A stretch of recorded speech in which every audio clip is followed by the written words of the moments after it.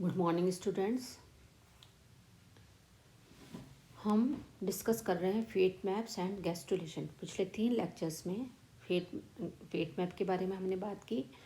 Gastrulation में हमने gastrulation के प्रोसेस के बारे में बात की, जिसमें हमने एपिबॉलिक मॉर्फोजेनेटिक मूवमेंट को डिस्कस किया और एम्बोलिक मॉर्फोजेनेटिक मूवमेंट्स हम स्टार्ट कर चुके हैं। और पिछले लेक्चर में मैंने बात की थी एम्बोलिक मॉर्फोजेनेटिक मूवमेंट के इनवैजिनेशन प्रोसेस के बारे में। आज हम इसके नेक्स्ट प्रोसेसेस जो हैं एम्बोलिक मॉर्फोजेनेटिक मूवमेंट्स जिन जिन तरीके से होते हैं उसमें नेक्स्ट जो वेज हैं उनके बारे में बात करेंगे। तो हम आते हैं सेकेंड तरीका जिससे कि एम्बोलिक मॉर्फोजेनेटिक मूवमेंट होते हैं, दैट इज इन्वोल्यूशन और convergence. The word involution as used in the gastrulation denotes a turning in or rolling under of the cells which have to migrate to the blastoporal margins due to the process of convergence. By this process, the cells located along the external margin of the blastoporal lip move over, that is rolling over the lip to the inside edge of the lip. This is called involution. In this way, the involuted cells they are deposited on the inside of the embryo along the inner margins of the blastopore. Convergence is the actual migration of cells from the outer surface of the blastula to the external margin of the blastoporal lip. Thus, during gastrulation, the process of convergence and involution go simultaneously. If the involution is not there, the converging cells would tend to pile up along the outer edge of blastoporal lip or along the primitive streak. तो क्या होता है कि suppose ये है blastopore. Blastopore में यहाँ पर जो सेल्स हैं, जैसे ये इस जगह की जो सेल्स होती हैं वो कन्वर्जेंस की वजह से ये सेल्स जो हैं वो आकर के ब्लास्टोपोरल लिप के पास में इकट्ठी हो जाती हैं।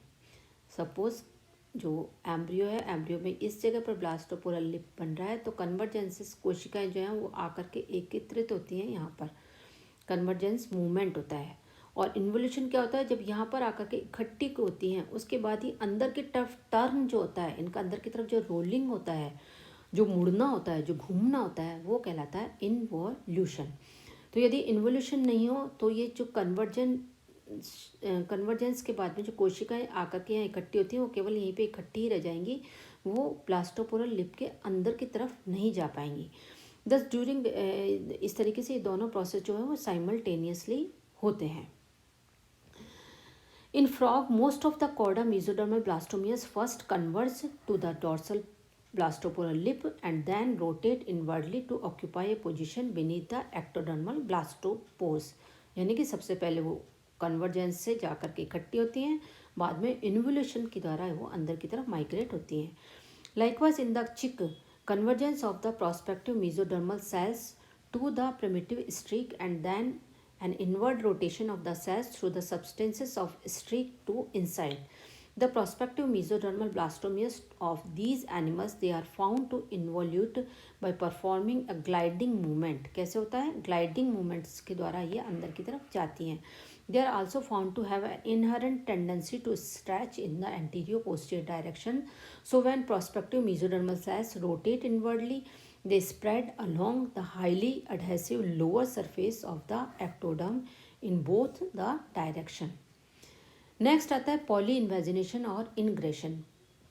Polyinvagination is a process in which individuals or small group of cells in different parts of the external layer of blastula or blastodisc invaginate or ingress into the segmentation or blastocoelic cavity. इसमें क्या होता है, group of sales, ठीक है ना, वो अंदर की तरफ इन्वेजिनेट होती हैं। That is there are several different or separate inward migration of one or more cells. Poly invagination it occurs in reptiles, birds and eutherian mammals during the formation of endoderm and mesoderm. It also occurs in prototherian mammals, that is एकिडना.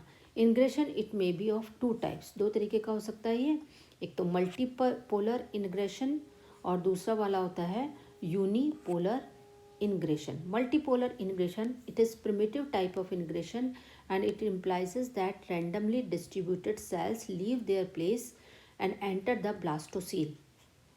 Ingression does not involve detachment of individual cells but may also arise as a consequence of the paratangential cells divisions or the primary delamination due to the paratangential cleavage. The normal polarity to which the cells are subjected may be employed for the execution of unequal cleavage, therefore thereby ensuring that the two populations of cells assume separate diversification pattern.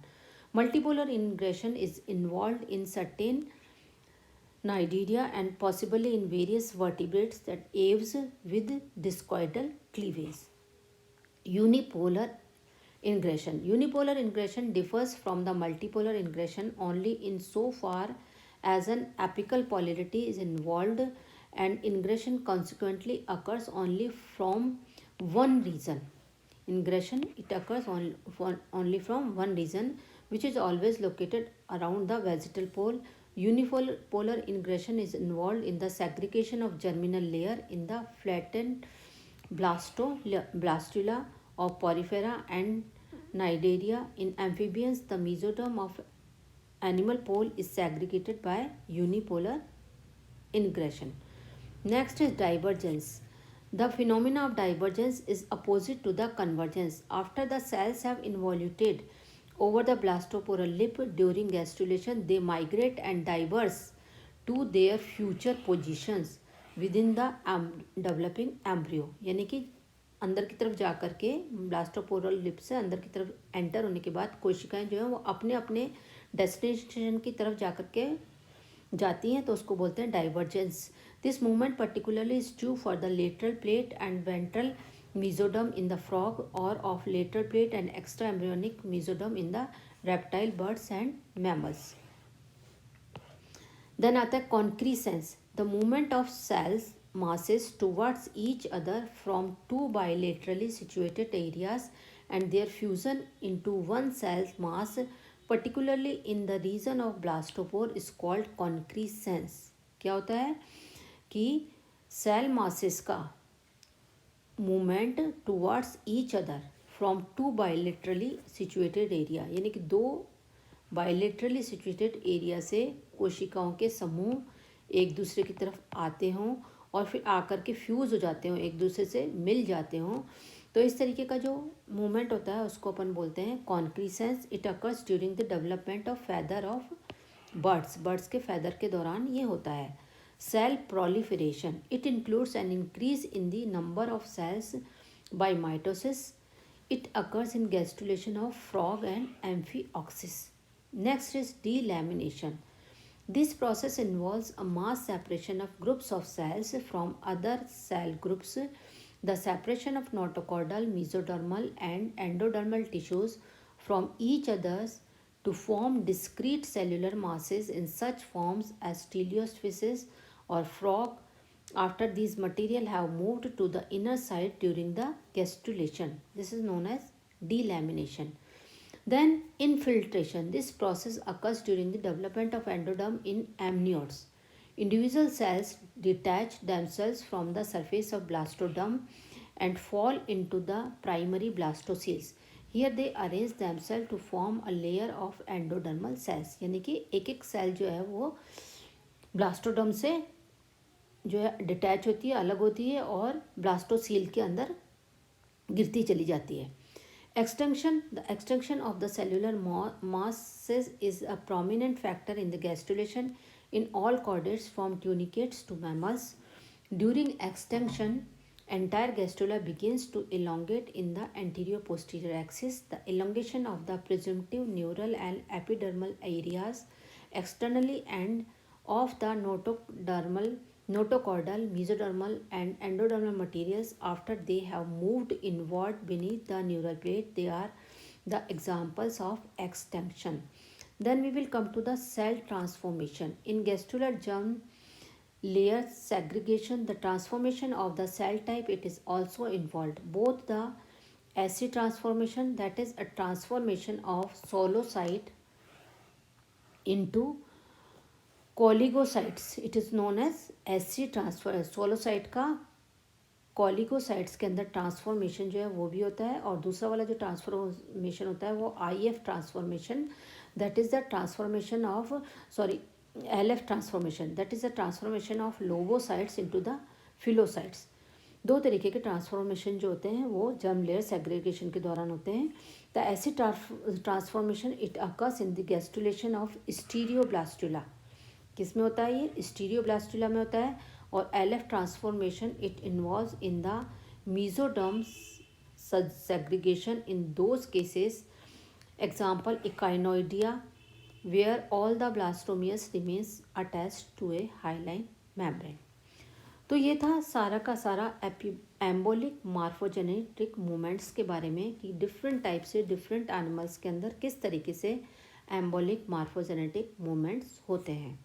अपने next lecture में हम फिर gastrulation की significance के बारे में बात करेंगे और इसके में होने वाले केमिकल चेंजेस के बारे में बात करेंगे। Thank you.